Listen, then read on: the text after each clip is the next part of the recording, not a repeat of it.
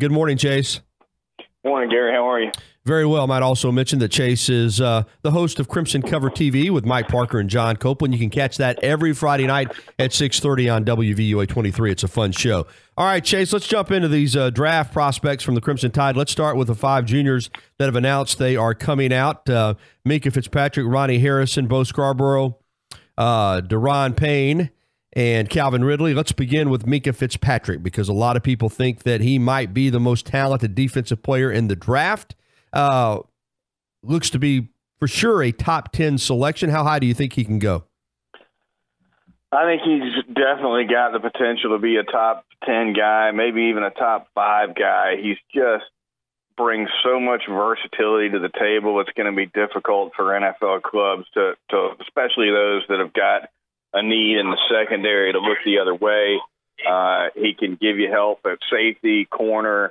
He can play nickelback. I think at the next level, safety and nickelback is more than likely his destination. But he could turn out to be a corner too, depending on the club.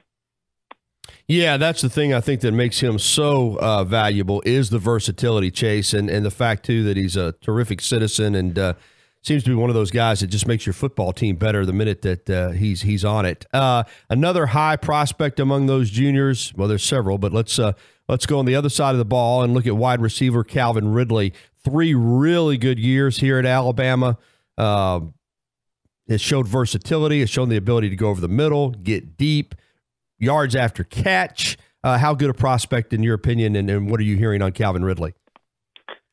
Got a chance to be one of the first 2 or 3 receivers taken for sure. And he didn't have quite as big a year this year, obviously, as he probably could have in a lot of other programs. You put Calvin Ridley in a spread offense with a quarterback that throws it 40, 45 times a game like you see in a lot of colleges these days. And, he could have easily gone, 100-plus catches for 1,500 yards and some of those offenses. That wasn't what Alabama ran.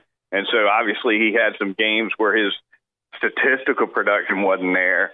But the guy, just in terms of physical skills, is everything the NFL is looking for in terms of speed, quickness, separation, his ability to separate from the defender at the top of the route with the way he cuts. And he can cut on a dime and really not even lose a step of speed doing it. So he's explosive and somebody that's going to make a lot of noise in the NFL. Also, Deron Payne, and I know he was already a good prospect, but his play in those 2 college football playoff games on the biggest stage, I feel like it's probably increased his value. Would you agree with that? I think those games will definitely help him, and you're right. He was widely regarded as one of the top defensive tackles in the country anyway. Coming into the CFP, but coming out of the CFP, definitely 2 positive tapes for him, 2 tapes that are going to help him when scouts break him down. Chase Goodbread with us here on the Gary Harris Show from NFL.com and Crimson Cover TV. You can follow him on Twitter at Chase Goodbread. Now, a couple of the other juniors, maybe not quite as highly valued as the 3 we've talked about. Ronnie Harrison, though, the safety, I have seen some mock drafts that have him in the latter part of the first round. What do you think, Chase? I think he's probably more likely a second-round pick, although a first-round pick wouldn't shock me. I think second round is more likely for him. That's the draft grade he got. As a matter of fact, he mentioned yesterday after his announcement that the feedback he got from the NFL Draft Advisory Board was that he's a second-round pick. But a hitter, an enforcer, a guy that's going to support the run like a maniac and has developed in coverage over 3 years at Alabama, two as a starter, of course. And, even going back to his freshman year when he didn't play quite as much, he still made a few big plays, huge play in the national championship win over Clemson a couple of years ago in the end zone with a pass breakup on Artavis Scott. So he's got plenty of tape to show as well. And I think second round's probably the most likely destination for him, although it can be tough with the safeties because the ones that the NFL clubs feel like can handle themselves in man coverage tend to go a little higher in the draft. And I think Harrison's going to be regarded as a little bit more of a box-type safety. but nevertheless, a high talent who's going to make a lot of money at the next level.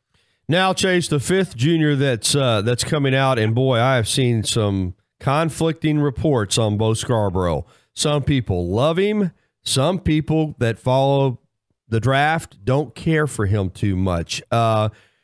Mixed reviews, kind of like his career here at Alabama. Mixed reviews. Give me some scoop on how you think Bo Scarborough will fare in the upcoming draft. Where do you think he goes in general idea? Well, I think he's a second-day pick, more than likely. Of course, the second day means rounds 2 and 3. Could he go in round 4 and 5? Yeah. Could he slip? Yeah, it's conceivable. It's conceivable for a lot of running backs who aren't elite, like a Saquon Barkley or a Darius Geist from LSU. He's not going to be regarded in that category. And if you're not regarded in that top tier, then good or bad things can happen on draft day because of the nature of the position. It's the shortest career in the NFL. It's run by a committee in the NFL. You rarely see running backs getting 20-plus carries a game in the NFL. They spread it around among a lot of guys. People have kind of their own roles, and as a result, the value of the position to NFL clubs is down, and generally speaking, and that's not going to help Bo. Now, that being said, the guy has got more size and strength and power than any NFL club could ask for, and that's the NFL game. He can go to between the tackles and bang with anybody, and there's going to be value in that. Yeah, and because his workload was split between other backs, there's not a lot of wear and tear on his body, so that's going to be a positive as well. All right, let's talk about some of the seniors that are going to be drafted or have a chance to be drafted. Let's begin on defense. Rashaan Evans, the senior linebacker. Does he look to be a first-rounder, Chase? Got a chance, and among the senior class, he's definitely top of the stack for Alabama. I've talked to a couple scouts that are really, really high on him. They like the way he strikes. They like his aggressiveness. They like his instincts. He can sniff out the screen passes before they're thrown. He brings a lot, and he's got experience inside or outside. So I think he's scheme versatile. I think you can find a fit for him, whether you run a 3-4 or a 4-3 or whatever you want to do. So Rashaan Evans is definitely going to be one of the earliest picks for Alabama. And Sean Deion Hamilton, he's not the biggest, he's not the fastest, but he's a very productive football player. But knee injuries, back-to-back seasons to end his season. How does that affect his draft status? And is he a guy that the folks that you talk to think is good enough to play in the National Football League? I think he'll be drafted. I think he'll play. I think a big key for him at the Combine would be the medical exams, which, of course, at the Combine are as intense as ever. They don't just stick a stethoscope on you and wave you on. They check you out from head to toe, and it's very detailed. It takes a long time, and whatever you got in your medical history, they're going to dig down to the bottom of it. So, of course, with his injury history, and they're going to know exactly what they're looking at with him health-wise, and hopefully it turns out well for him. But what they're going to try to do, like they do with any other prospect, is try as best they can to project whether or not these injuries are going to catch up with him down the road. So while they might not be concerned about him being ready to play next year, they want to know, okay, is this going to catch up with him in 3 years? Is it going to catch up with him in 5 years, or is it never going to be a problem? Those are the questions they get asked. The defensive end, Deshaun Hand, I think he's a little bit of an enigma, Chase, and I'm curious as how NFL people view him. I mean, if you drew up a defensive end for the NFL, I think you draw up Deshaun Hand, 6'4", 290, long-armed, well-built, thick, lower body, big trunk, powerful, strong hands, but he just doesn't seem to make many plays. And he flashes at times, but he's never been the dominant defensive lineman that he was projected to be coming out of high school there in the Washington, D.C. area as probably the number one defensive lineman in the country 4 years ago. What are you hearing on him? Are reports as inconsistent on him as his play was at Alabama? Yeah, I'm not sure what he's going to be looking at draft-wise myself. I don't think there's any doubt he'll get picked, but he's a little hard to place, I think, at this point. And The combine will be interesting for him for sure, to see where he stacks up athletically with the other top defensive linemen in the country. But you know what, Gary? It's funny. You go back and look at some of the defensive linemen that kind of fall into that hand mold at Alabama in terms of guys who played a lot and were consistent but weren't necessarily big playmakers.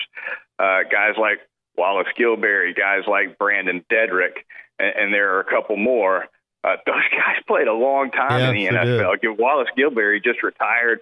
Brandon Dedrick played longer in the NFL than I think anybody expected him to. And so, even Damian Square played, hung around in the NFL. Yeah, still playing with the Chargers. Yeah.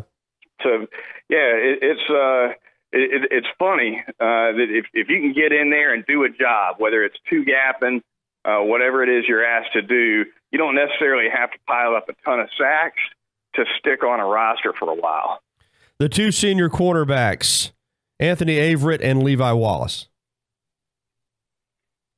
Averett is going to be really thought of highly, I think, coming out of the combine because he's going to test exceptionally well. He's one of the fastest players on the team, so I think he'll definitely help himself in Indianapolis. Wallace helped himself more with tape. Obviously, it's remarkable what he was able to do, stepping in as a first-year starter, a one-time walk-on who, it just had a phenomenal year for the Crimson Tide at a cornerback position. Not sure what he'll run. I don't have a handle on what kind of speed he'll turn in. That'll be big for him. But his tape it's already turned the heads of a lot of scouts. And so it's hard to say where either one of those guys will get picked. It's so early. There's a long way to go in the process, but Wallace has positioned himself as well as anyone could to get a good look. On offense, the fifth-year senior center, Bradley Bozeman, tough kid, played guard, I think even, they looked at him at tackle for a while, settled in at center, had a nice career. Is he draftable, in your opinion? He is. Second team All-SEC guy and a lot of experience. So I think he could absolutely get picked. And, that's a position, again, where if you get in there and impress if you get in the right situation with the right offensive line coach and you can deliver what they're looking for, you can sit on a roster for a long time. I think Bozeman's got a pretty bright future. Good stuff. Real quickly, were you surprised that Damian Harris did not come out? I was because running backs typically do. Running backs more than any other position are going to go ahead and scoot when they got a chance to scoot. So it's going to be big for Alabama to have him back next year for sure. But it's a different. Nick Saban typically says, if you're going in the first round, it's time to go. If you're not, you shouldn't. But the running back position is an outlier on that philosophy. I think because of the length of the career, if you're a second or third rounder, it's probably time to go with that position. And I think Nick Saban recognizes that. Obviously, he's had a couple of running backs leave early who didn't go in the first round, who had his blessing. Eddie Lacy, for instance, Derrick Henry, for instance, et cetera. So, a little surprising that Harris came back. It's a big get for Alabama to have him another year. Good stuff from Chase Goodbread from NFL.com. You can also follow him on Twitter at Chase Goodbread and watch him Friday nights at 6:30 with John Copeland and Mike Parker on Crimson Cover TV. Thanks a lot, Chase. All right, Gary.